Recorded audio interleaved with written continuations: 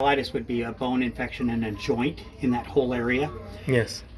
Common would possibly even be fungal around here, valley fever.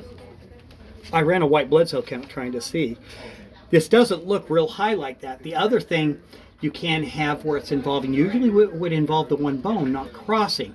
An infection usually is what would cross. Would be the other one that you could see do that would be bone cancer or osteosarcoma. It's not what I thought it was. Here's where I was looking for kind of the, we were looking at this bone. You can see this thickening here and here, but it would be split. It's not that condylar fracture. Okay. Once again, this was looking up on there. It's actually, you can see it on this side.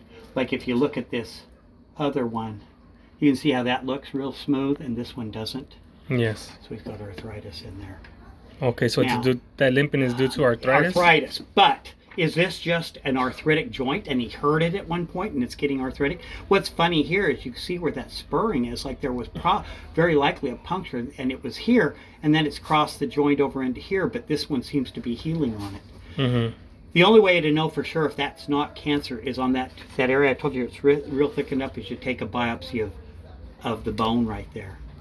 If that is what's called osteosarcoma, then it is bone cancer. But that normally wouldn't involve this bone, it would just be there. Okay. You know what I'm saying? Yes. So I ran a white blood cell count thinking, oh, that's very likely valley fever.